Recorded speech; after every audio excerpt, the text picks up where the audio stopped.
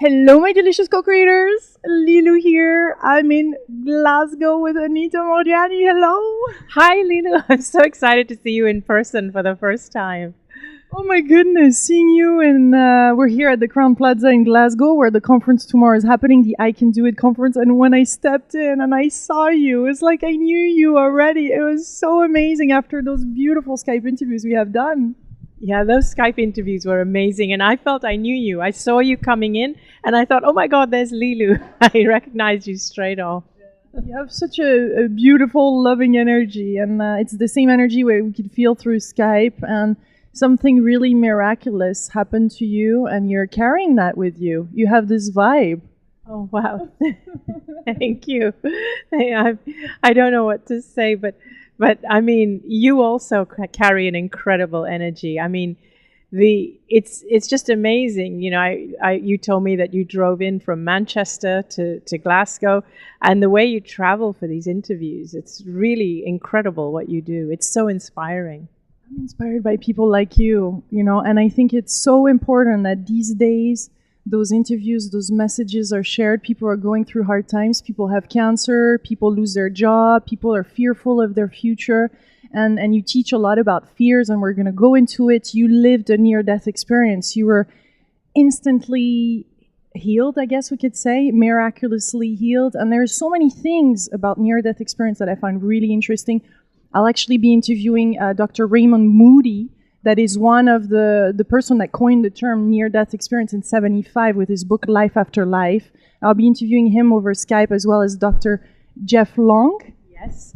Oh, I'm excited you're interviewing, well, both of them, but Jeff Long, who is a personal friend of mine now, because he was the first one that publicized my story by putting it on the homepage of his website. It's because of him that my story actually went out and reached people like Wayne Dyer to become a book. Yeah. Because Wayne Dyer, after my interview with him in Maui about a year ago in Hawaii, he had printed out from this website. Yes, that was from Dr. Jeffrey Long's website. Dr. Jeff Long actually featured my story because he researches NDEs. And he said, after receiving, 20,000 NDEs or something, he said mine was one of the most remarkable he had ever read. And so he featured it on his homepage. And so a lot of people read it and shared it around the world. And that's how it got to Wayne Dyer. This is so beautiful. I love it. And what's so touching about those stories, well, first, you're alive here and vibrant and enjoying life and healthy, hopefully, and living for many, many years. But you're reporting some things about this total awareness, this unconditional love, the light that you felt, there is no time, there is this healing that takes place, there's this choice that we have, there's the life of fearfulness that you lived. And so I want to talk about all those different topics because I feel those are relevant for us and our lessons in our life right now. So where do we start? Because first of all, you tell us about your story just so that we can recap where you were at, and then you went into coma. All right. Well, the story in a nutshell was that I had cancer for 4 years, and it progressed until I reached the point where I went into a coma. By that point, my muscles had completely deteriorated, and also I had open skin lesions. I had tumors throughout my body, like from the base of my skull all the way down under my arms, my chest. I had fluid in my lungs, and I was breathing with the aid of an oxygen tank. And it was at that point that I went into a coma. But in the coma, I was aware of everything that was happening around me, all the people around me and what they were doing. I was aware of the medical team, but I was also aware of much, much more. I became aware of my purpose on this planet, my purpose in this life, and I became aware of what had caused my cancer. And it was with that understanding that I became aware that if I chose to come back into my body, that my cancer would be healed. I knew it would be healed because I understood what it was that caused my cancer in the first place. So it was this knowing. You just knew because you felt really good. you felt really, really good. And you knew that you were going to suffer coming back and your body would ache. And yet you decided to come. So something very powerful. There's a very powerful choice there. Absolutely. There's a very powerful choice there that I made. I had the choice of whether I wanted to go onward into death or come back into my physical body. The instinctive choice was to stay there and continue on in that realm, because that realm was absolutely amazing. It was the easier choice, was to stay there, because I felt so free and so incredibly light and unconditionally loved. I'd never felt like that in my entire life. But then I kind of awoken. It was like an awakening into an awareness where I just knew that now that I knew the truth of who I really am, my body would heal. And because my father and my best friend were also in that realm with me, because they had both passed on, they seemed to imprint upon me that now that I knew the truth, I need to go back and live my life fearlessly. And I knew that now that I knew this, my body would heal. It was a knowing. It wasn't even wishful thinking or anything. It was a knowing. And even though when I first came back, my body was still sick, it needed physical time to recover.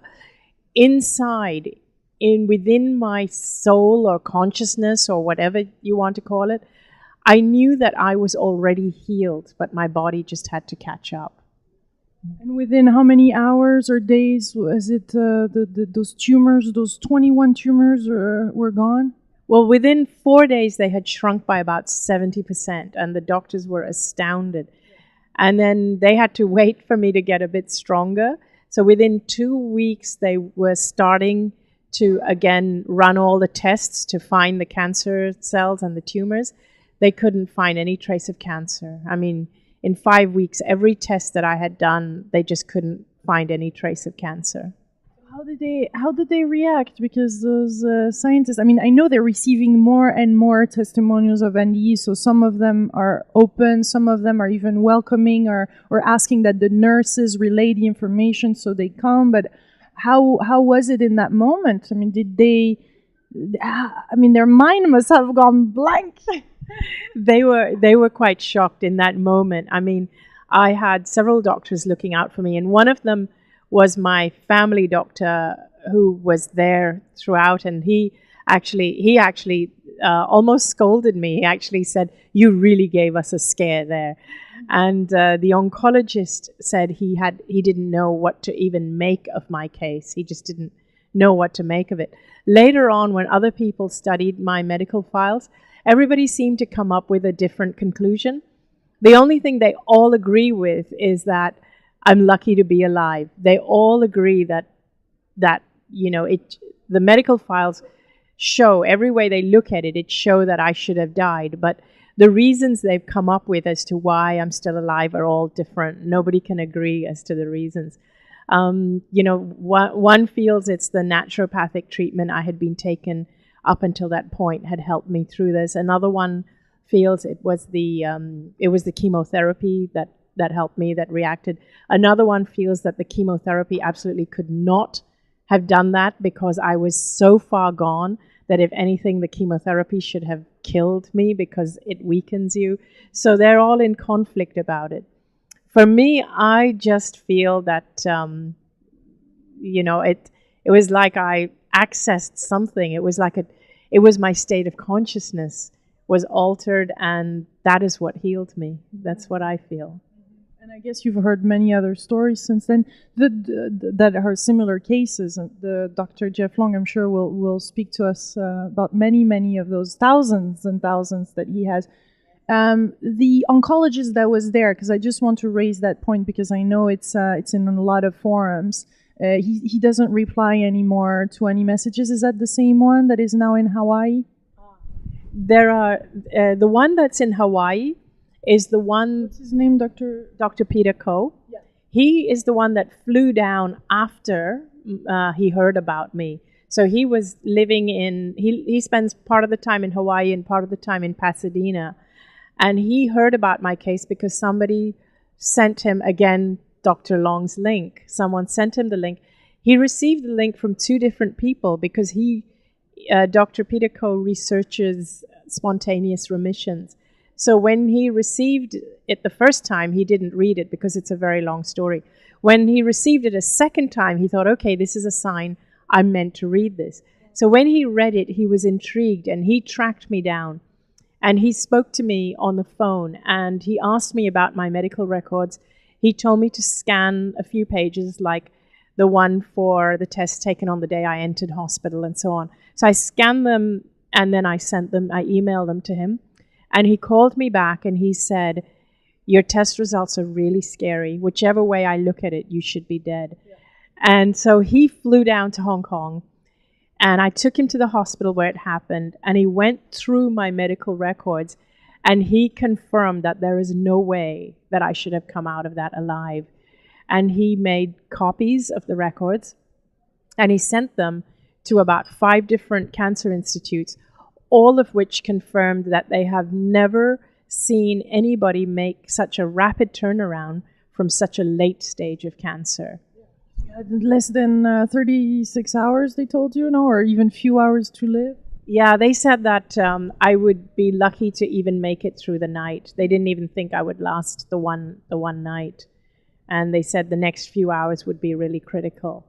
And so he actually had that confirmed. And then more recently, though, ever since the book came out, and he even gave me a testimonial for the book, because he actually said, you should write a book about this. And he said, I'll write a little testimonial for you so that the skeptics don't get you. So, which is what he did, and it's what I've put in the book.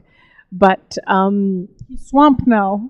Exactly. Since the book came out, so many people have been trying to contact him and email him that he's actually stopped responding to the emails. And your book, for the people that have not read Anita's book, it's Dying to Be Me, and it's a beautiful, beautiful, delicious book, and with the foreword of Wayne Dyer, and it explains in all the details what you went through and your childhood and how you were raised all the way up to now. Yes. You must be so proud to see this book out and be at the I Can Do It conference with all the big A House authors, and now you're definitely one of them at the top of the list. I know, it's really thrilling.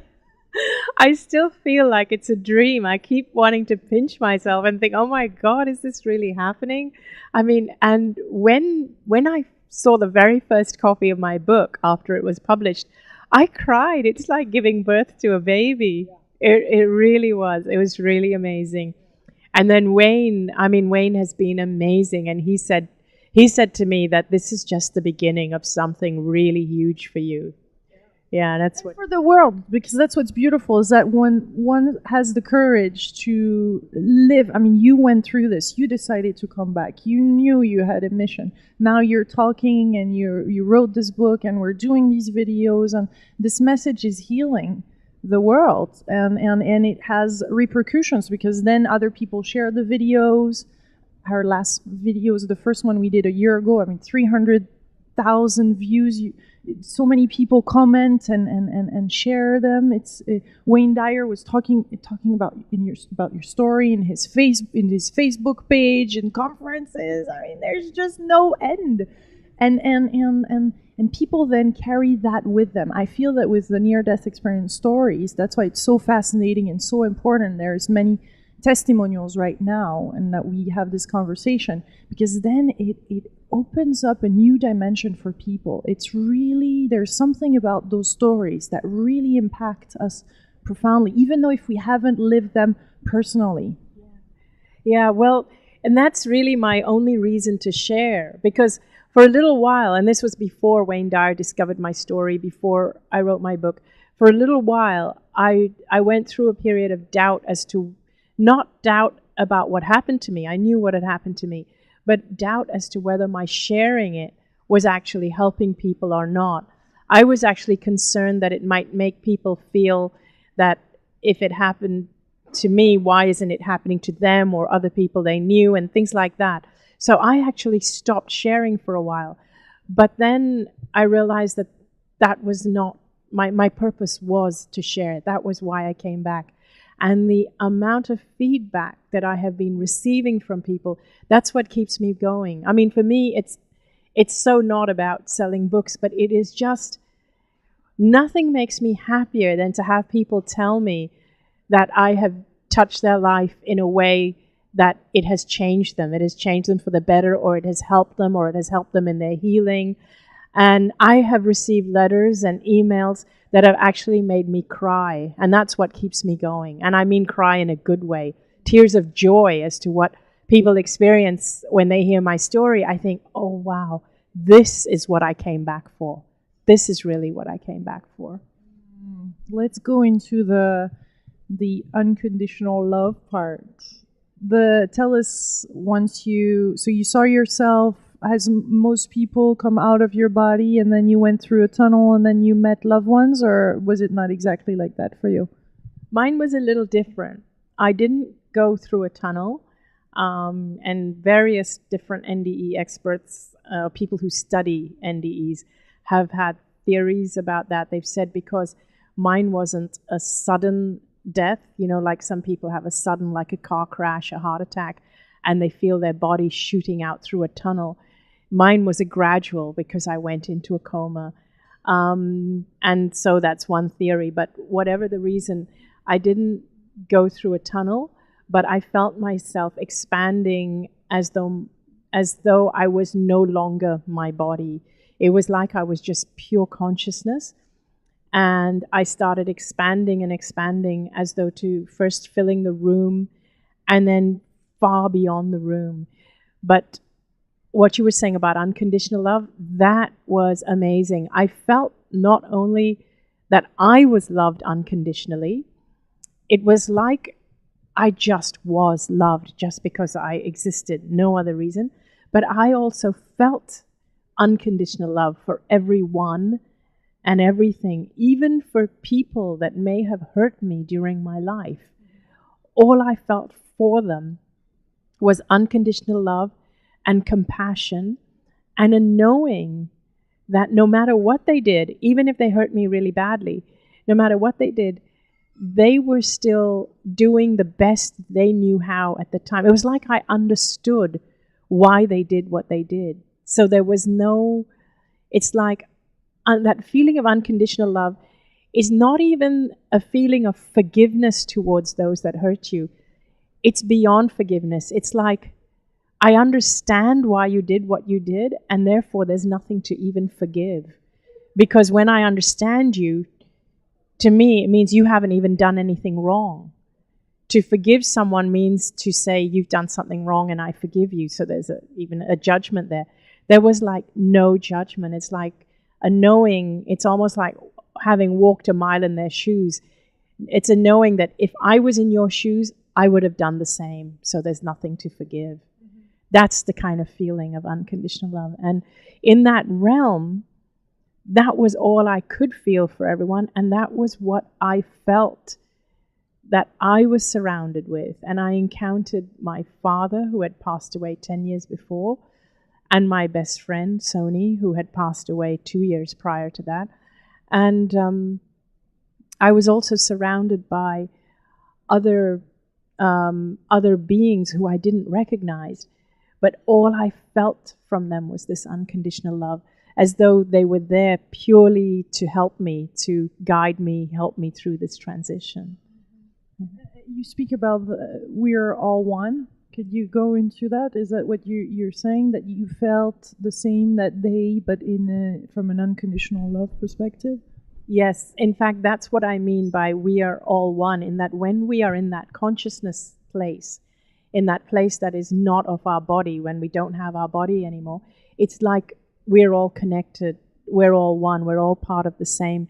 And so this is why there's this feeling of total understanding of everything that everyone is feeling, everything that they're thinking, everything that caused them to do what they do. And so there is total empathy, compassion, because it's just like we know them, and it's like we are connected.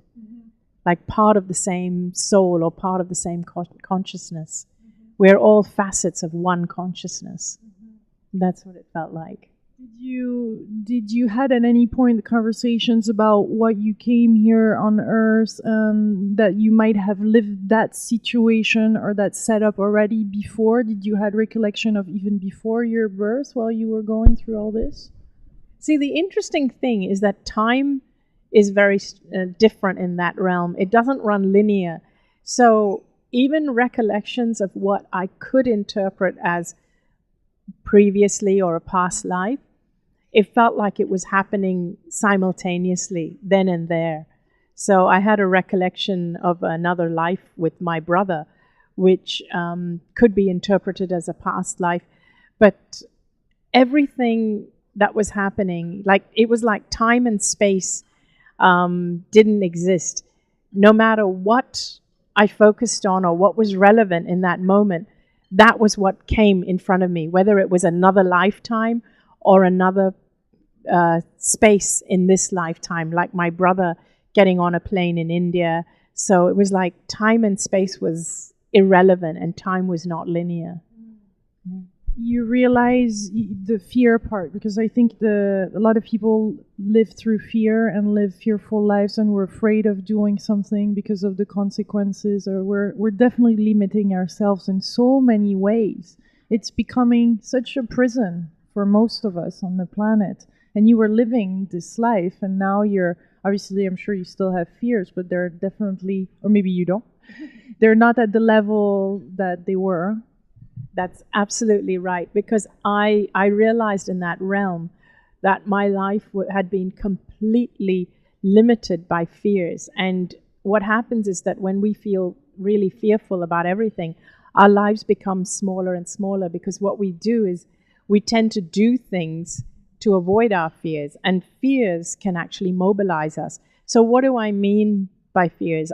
Well, I was fearful of everything from, first of all, the most basic ones is fearful of not being liked, fearful of not meeting other people's standards, fearful of not being popular enough, not being good enough, and also fear of failing.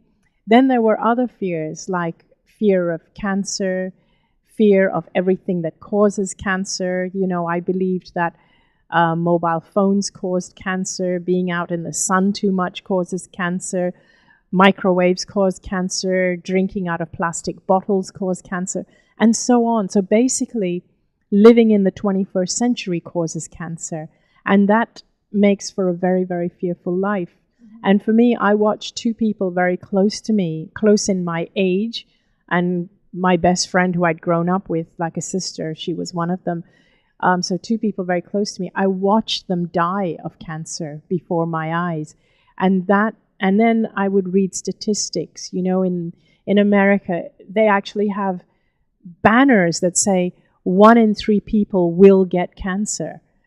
And that's really crazy. So here you've got two people close to you, in front of you, that are dying of cancer. So what do I feel? Am I going to be the third person? And lo and behold, I got cancer. I did get cancer, but it was almost like a self-fulfilling prophecy. So, yeah, it's really interesting. But I feel that the precursor was not even the fear of cancer, but the fear of life, you know, the fear of being myself, the fear of being an expression of my own truth. It started with that. And making my own existence smaller and smaller. Yeah. The thing with the disease, or when there is, I guess, when we hear about it, is that then there is more fear that comes in, of course, and then it is kind of a vicious circle to break out of. I'm sure a lot of people would love to have a near-death experience that are going through cancer to go there, come back, or just go, or. In fact, the purpose for me sharing my story is so that people don't have to wait for a near-death experience. Because what I tell people to do is that even if you have a diagnosis of any kind of illness, do not obsess about the illness. Do not obsess even about the healing of the illness. I know that can be challenging, but what we do is we tend to wake up every morning and obsess about how we are going to heal this. So we do everything, we read everything on it, we research on the internet. But the problem is that actually makes us more fearful, because no matter what you research, you'll always find something the opposite of that. And that's what happened to me, and that's what caused more confusion. But not only that, what ends up happening is you spend all your days obsessing about that illness.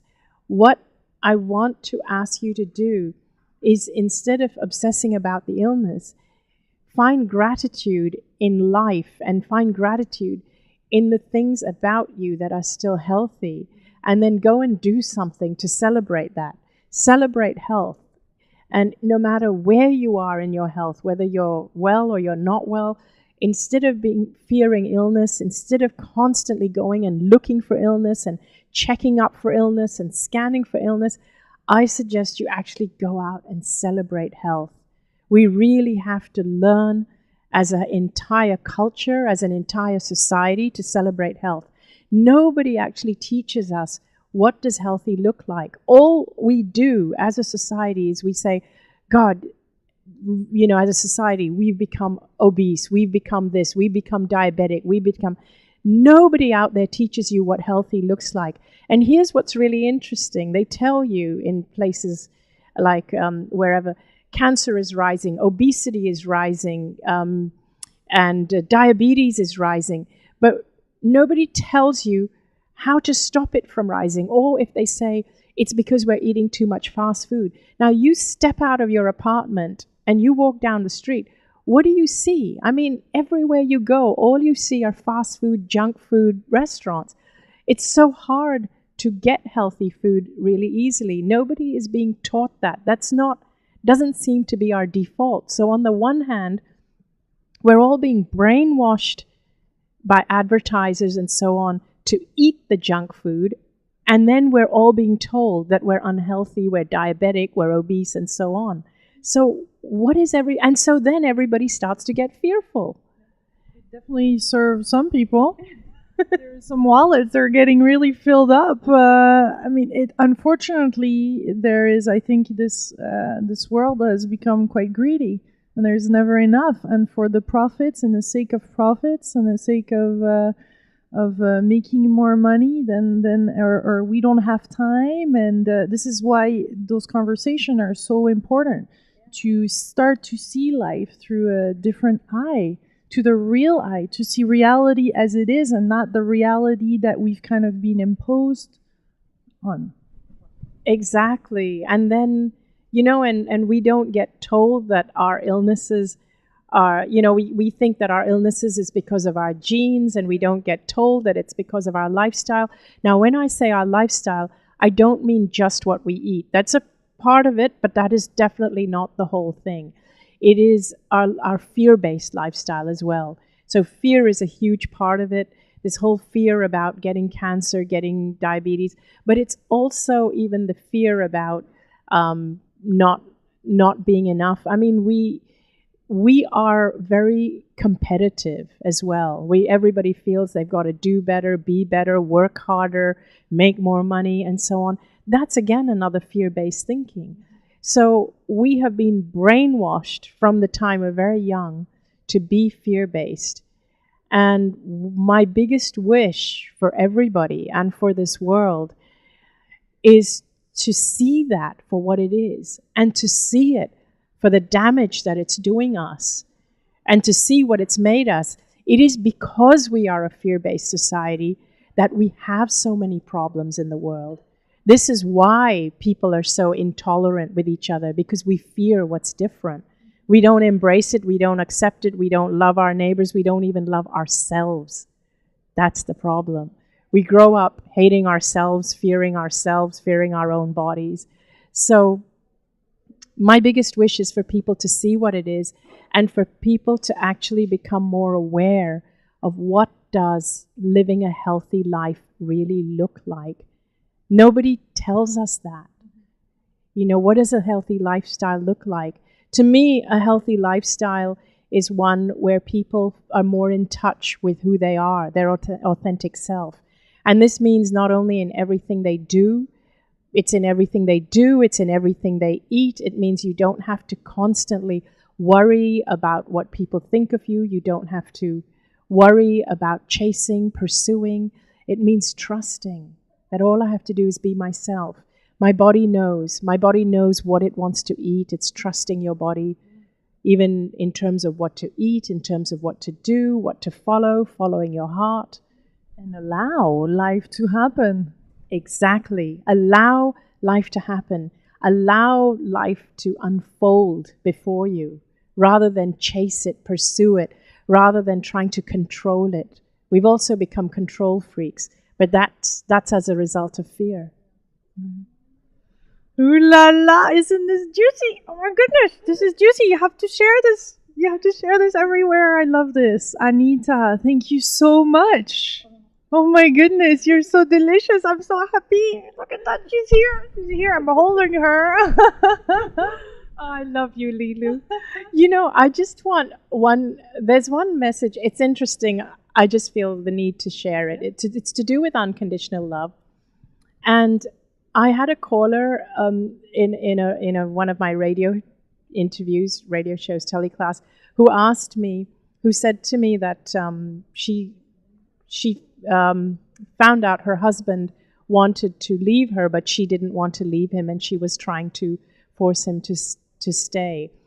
And I did respond to her something, and I've no way to get in touch with her, but I think this would apply to a lot of people. So I just feel compelled to say that after that call, much after that call, it kind of hit me what I really should have said to her. And what I really should have said is that when we learn to love ourselves unconditionally, we are able to love other people unconditionally. And if you are in an issue, if you're having an issue in your relationship, the conversation that I would really like to see you have is something along the lines of saying to your partner that I love you unconditionally enough for you to have what you want in life. But if what you want goes against my values for myself, I love myself unconditionally enough not to have to put up with it.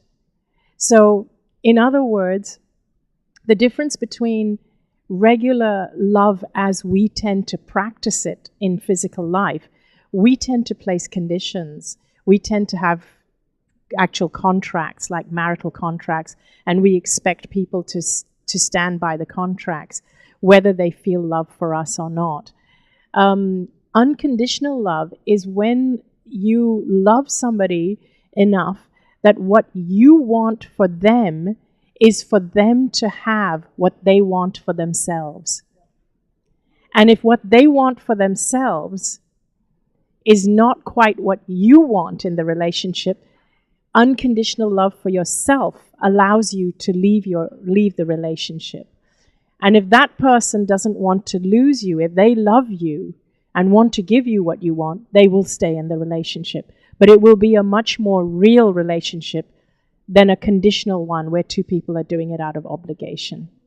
Wow, that was a big piece. I'm sure for a lot of people. Oh my goodness, this is direct practice right there. We can all get some of that for sure. Thank you. My pleasure. I just felt the need to say that. Yes. Very, very good. I'm glad you did. And this is part of the spontaneity and living in the moment and expressing what you feel. And kind of we're all being channels and kind of the hands and the mouths of the universe, aren't we? Yeah, exactly. We all are. And that's the truth of it, you know. And the thing is that I don't believe in treating anybody like a guru, because what I want people to know is that you have a guru in here. So listen to that. Yeah. Very, very important. Thank you, Anita. Oh, it's my pleasure. It's such a pleasure talking to you, Lilu. I can't wait to see you on stage tomorrow with Wayne Dyer. Oh, I'm so excited. Wayne Dyer has been absolutely amazing, and I'm so excited to be on the stage with him. And I'll wave at you. Yes. Much love, my beautiful co-creators. I send you much, much love from Glasgow in Scotland. I'm here with Anita Moorjani, and her book is Dying to Be Me.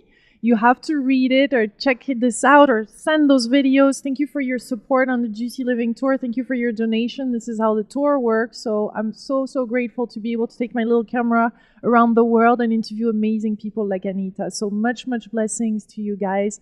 I love you. Speak to you soon. Namaste. Namaste.